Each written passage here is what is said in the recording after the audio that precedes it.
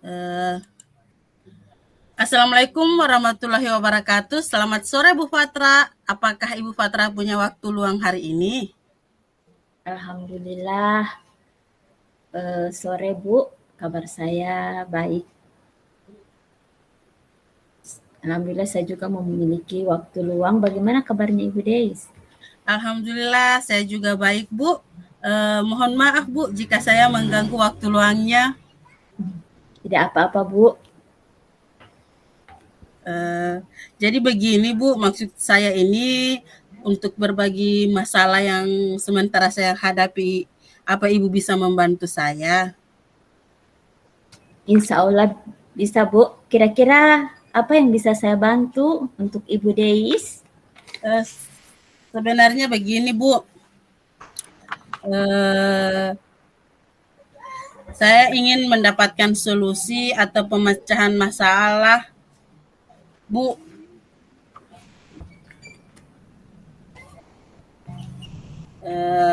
Kemarin saya itu disupervisi oleh kepala sekolah, tapi pada saat supervisi tersebut ada beberapa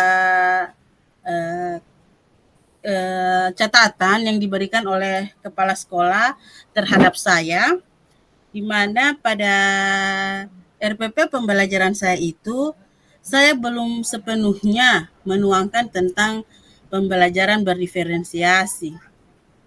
Apakah Ibu bisa memberikan saya solusinya seperti apa, Bu? Iya Pak. Berarti di sini Ibu disupervisi kemarin ya?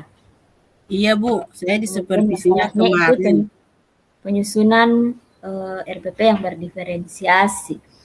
Nah, iya. Untuk RPP yang sebagai guru penggerak, tentunya untuk RPP yang berdiferensiasi ini itu tujuannya memetakan kebutuhan siswa atau pembelajaran yang berpihak kepada siswa, di mana RPP ini bisa membantu kita sebagai guru dalam pembelajaran nanti. Kira menurut Ibu yang diminta oleh kepala sekolah itu apa yang harus dipenuhi, Bu? Dalam prosesnya itu, Bu, soalnya kemarin itu proses yang saya jalankan itu agak mandek, Bu, karena tidak ada feedback dari siswa. Kemudian saya rasa kelas itu hanya menonton. Seperti itu, Bu. Padahal saya sudah mempersiapkan media, saya sudah membuat sedemikian rupa, tapi kurang dapat feedback, Bu, dari siswa. Seperti itu. Jadi untuk pembelajaran diferensiasi Ibu Deis itu sebelum kita melakukan pembelajaran yang berdiferensiasi, karena ini berpihak pada siswa, kita melakukan asesmen awal dulu, Bu ya. Jadi kita melakukan asesmen dulu. Kalau asesmen itu untuk berdiferensi konten atau berdasarkan kesiapan belajar, maka materi yang Ibu berikan pada saat itu, misalnya Ibu memberikan materi tentang benda misalnya atau kata kerja operasional, maka pada saat itu Ibu memberikan asesmen awal kepada siswa sehingga Ibu bisa memetakan ada 3 kelompok. Misalnya ada yang sudah tahu tentang RPP, untuk kata kerja yang berdiferensiasi, kata kerja operasional yang dalam bahasa Inggris, kemudian ada yang tidak tahu sama sekali, kemudian ada yang sedang. Jadi ada yang tidak tahu sama sekali, ada yang sedang, dan ada yang sudah tahu sama sekali. Jadi itu manfaat daripada pembelajaran yang untuk proses pembelajaran yang berdiferensiasi, sehingga ada feedback dari siswa atau dari murid ketika kita melakukan pembelajaran. Kemudian Ibu pada saat sebelum pembelajaran itu kan kadang siswa itu sukanya ice breaking, Bu. Jadi kita buat ice breaking, mungkin ice breakingnya mengenai materi yang Ibu ajarkan seperti itu. Kemudian untuk prosesnya juga bisa Ibu dalam proses itu kan setelah kita mengecek kehadiran siswa, kemudian kita ice breaking, kemudian kita menyampaikan tujuan pembelajaran, maka kita masuk pada proses inti atau kegiatan inti kita. Nah, pada kegiatan itu inti itu kan dari kesiapan atau Ibu mengambil kesiapan belajar, maka dari situ Ibu bisa memilah, bisa mengelompokkan mana siswa yang sudah bisa, mana siswa yang tidak bisa, mana siswa yang sudah mampu dalam kelompok itu. Tapi tidak bisa Ibu menggabungkan, misalnya siswa yang tidak tahu sama sekali Ibu sendirikan, yang sedang sendiri, kemudian itu sudah campur sehingga ada kolaborasi di dalamnya. Begitu kira-kira Ibu Des. Oh, berarti intinya di sini saya bisa membalance ya siswa antara yang mampu, yang kurang mampu, dan yang tidak mampu sama sekali. Iya. Berarti asesmen awal itu sangat diperlukan ya Bu ketika kita melakukan pembelajaran berdiferensiasi ini. Ya, seperti itu Ibu Deis. Terus Bu, ketika saya sudah melakukan itu, maksudnya step-stepnya saya sudah lakukan, bagaimana dengan penilaiannya? Apakah disamakan atau seperti apa Bu? Penilaiannya itu kan kita punya rubrik penilaian. Ketika rubrik penilaian itu kita punya yang kita sudah siapkan, mana yang siswa yang sudah mampu, di situ kita berikan nilai. Tetapi kan prosesnya itu dulu Bu, siswa kan sudah pada saat proses pembelajaran itu bisa siswa yang tidak tahu di kelompok itu Ibu sendiri yang bimbing begitu. Kemudian yang sedang ini, yang tinggi itu bisa memberikan pelajaran kepada yang sedang. Tidak bisa yang tinggi ini mengajarkan kepada yang rendah. Jadi untuk yang siswa yang sama sekali tidak mampu di dalam kelompok itu Ibu sendiri yang membimbing dengan kalau itu berdasarkan kesiapan belajar Bu. Tetapi kalau Ibu dalam RPP itu menggunakan gaya belajar, maka di dalam kelompok itu ada 3 gaya belajar yang ada di dalam. Ada siswa yang gaya belajar ketiga-tiganya ada. Ada yang audio, ada yang visual, dan ada yang kinestetik. Apabila Ibu dalam RPP itu menerapkan gaya belajar gitu. Sehingga ada produk yang dihasilkan dalam satu kelompok itu akan menghasilkan 3 produk. Ada yang audio, ada hasilnya, kemudian ada yang visual, dan ada yang kinestetik. Oke, seperti itu ya Bu. Berarti kedepannya itu saya harus lebih mengenali dulu karakter siswa saya agar kiranya kesiapan belajar itu bisa saya gunakan sebaik mungkin ya Bu. Iya, seperti itu Ibu Deis. Bu, apakah pada penerapan Ibu di kelas, kan Ibu sudah menggunakan ini, kendala yang signifikannya itu seperti apa sih Bu? Kalau untuk saya pribadi di sekolah, untuk penerapan RPP-nya itu biasanya terkendala dengan siswa yang yang tidak tahu sama sekali. Jadi waktunya kita ekstra guru mengajarkan itu ke siswa Kemudian biasanya kan siswa kalau berhitung itu kalau awal dasarnya tidak tahu, setengah mati kita akan bawa, apalagi kita materinya kalau itu kurikulum merdeka saat ini kan tidak ada yang namanya kita mengejar materi.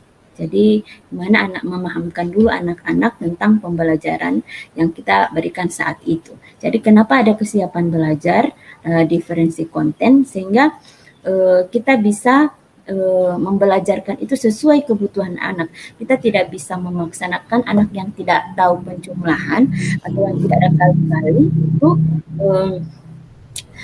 sama dengan yang sudah tahu sama sekali. Begitu juga Bu pemberian soal. Jadi soalnya berbeda.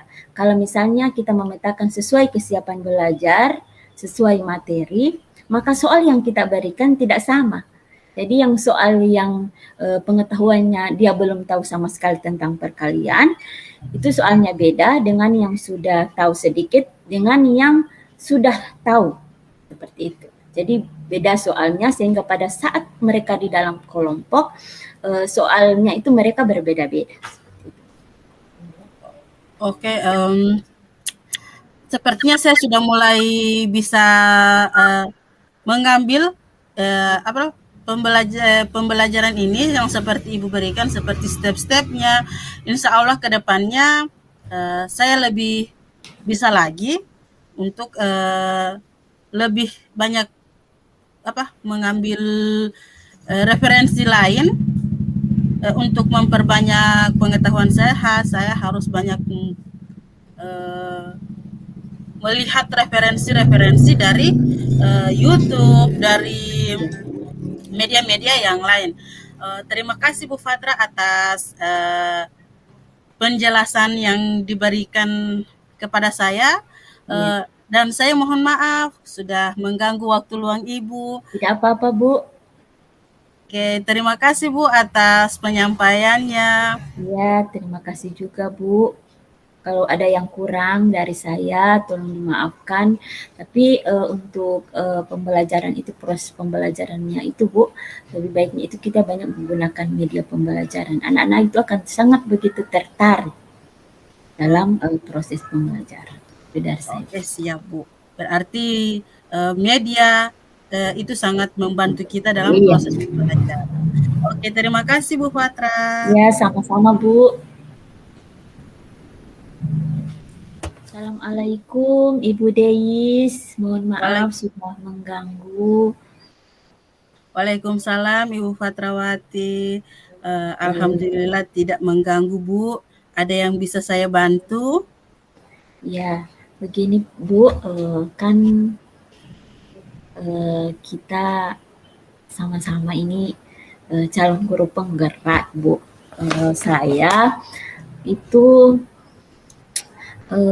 menyelesaikan tugas-tugas di Canva itu menggunakan tugas-tugas di LMS menggunakan Canva Bu. Tapi saya banyak lihat di YouTube ada yang PDF-nya berbentuk book seperti itu. Dan ini bukan cuma hanya kegiatan CGP Bu ya, tapi saya berkeinginan bahwa ini bisa saya laksanakan di pembelajaran nanti, anak-anak bisa paham seperti itu. Sehingga media yang saya gunakan bisa juga menggunakan itu. Karena saya lihat dia bagus, tetapi saya belum tahu sama sekali Bu, seperti apa itu PDF dalam bentuk Bu. Kira-kira Ibu Deis bisa membantu saya dalam hal ini? Alhamdulillah, insya Allah saya bisa Bu. Walaupun saya juga awal-awal kita ikut ini, saya tidak mengenal aplikasi apa-apa. Yang saya tahu itu hanya aplikasi TikTok, WhatsApp, Instagram. Tapi setelah saya masuk ke sini, saya lebih banyak belajar lagi. Ternyata kita mau edit video pakai Canva. Biasa saya kalau edit video pakai CapCut. Nah, istilah anak-anak sekarang pakai CapCut, pakai kain video. Ternyata kan setelah kita masuk ke CGP ada yang namanya Canva, Anyflip. Kalau saya yang dalam file PDF yang Ibu maksud tadi, yang file PDF dalam bentuk buku, kita kalau saya biasanya saya pakai yang AnyFlip, Bu. Apakah yang itu yang Ibu maksud, AnyFlip yang seperti ditampilkan itu dalam tugas-tugas? Iya, buku. Caranya, Bu, hampir sama dia dengan kita hampir sama kita dengan membuat Canva, Bu. Tapi bedanya kita bentuk dulu dia dalam file PDF. Bisa kita buat lewat Canva, Bu. Kemudian setelah kita buat lewat Canva, kita download dalam bentuk PDF. Setelah kita download dalam bentuk PDF, Ibu masuk ke AnyFlip. Seperti kita masuk ke mencari Google, di toolbar itu kita akan ketik AnyFlip. Jadi dia langsung muncul, Bu. Di situ Ibu sandingkan akun belajar Ibu dengan akun AnyFlip. Jadi ketika setiap Ibu membuka, akun Ibu akan langsung terbuka di situ, langsung terbuka di AnyFlip tersebut. Jadi Bu begini, berarti kalau saya menyelesaikan tugas itu, misalnya demonstrasi kontekstual, berarti saya menulisnya dulu dalam bentuk PDF ya Bu ya? Atau Iya. Word-nya dulu? Kita tulis di Word, kemudian salin ke PDF, atau seperti apa Bu caranya? Soalnya saya ini agak-agak bingung begitu. Bisa, Bu, kita bisa bentuk dia dari Word ke PDF, atau Ibu dari PowerPoint, Ibu pindah ke PDF, bisa. Di AnyFlip itu, Bu, cuman file PDF-nya yang akan Ibu unggah di situ. Terus di dalam situ ada fitur-fiturnya, Ibu tinggal mau pilih model buku yang seperti apa yang akan Ibu gunakan. Diberikan lagu juga bisa. Ada di situ itu ada di advance-nya, itu ada pemberian sound atau barcode-nya bisa dibaca oleh orang lain, bisa, Bu. Jadi lewat Canva juga bisa, Bu. Ibu buat tugas Ibu lewat Canva, download dia dalam bentuk file PDF, kemudian disalin ke AnyFlip, bisa. Saya kebanyakan membuatnya di Canva, terus saya download PDF, jadi saya buat AnyFlip. Tapi saya jarang menggunakan PowerPoint, karena saya lebih tertantang pakai Canva, padahal PowerPoint kan tidak pakai data. Tapi saya lebih senangnya pakai Canva, karena ketika ada yang ingin kita download kan lebih cepat. Kalau pakai PowerPoint kan lagi lama, download dulu, download di sebelah, kemudian disalin. Kalau di Canva kan kita langsung download di situ, langsung kita pindahkan ke lembar kerja kita, begitu, Bu. Jadi lebih bagusnya, lebih nyamannya Ibu saja. Kalau Ibu nyamannya ketik di Word kemudian salin PDF, atau lewat PowerPoint salin PDF, yang penting Ibu nyaman saja, Bu. Oh, seperti itu, Bu, ya. Berarti itu AnyFlip itu apa yang namanya itu? AnyFlip ya? Iya, AnyFlip. AnyFlip itu dia berbentuk aplikasi atau semacam apa, Bu? Yang kita download dulu aplikasinya seperti Canva atau seperti apa? Kan tadi saya sudah paham bahwa Word itu bisa kita salin ke PDF, begitu juga yang Canva. Canva-nya kita download sehingga dia kita buat dalam bentuk Canva PDF. Tapi kalau itu AnyFlip itu kan apakah ada aplikasi atau semacam apa itu, Bu ya? AnyFlip itu, Bu, dia belum bisa di-download lewat HP, tapi dia menggunakan Google Chrome. Google Chrome kita yang sudah terinstall akun kita.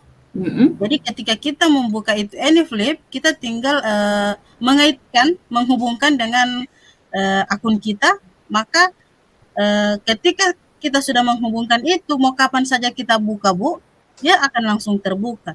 Dia tidak dalam bentuk aplikasi di download, tidak. Kita cuma ketik AnyFlip, kayak kita mau convert file, seperti itu, Bu. Kemudian itu sampai muncul itu seperti buku bagaimana? Di situ ada pilihannya, Bu. Ketika Ibu unggah, ya dia hampir-hampir mirip kita mengunduh itu di YouTube, Bu. Hampir-hampir Hmm. mirip dengan YouTube. Ketika di YouTube kan kita unggah file, unggah video.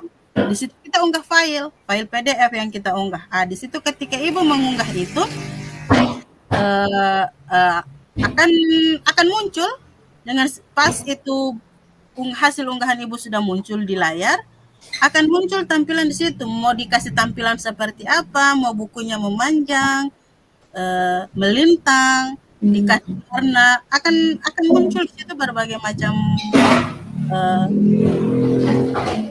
pilihan-pilihan yang Ibu inginkan. Kemudian di situ lebih gampang di situ daripada kita eh, ke YouTube.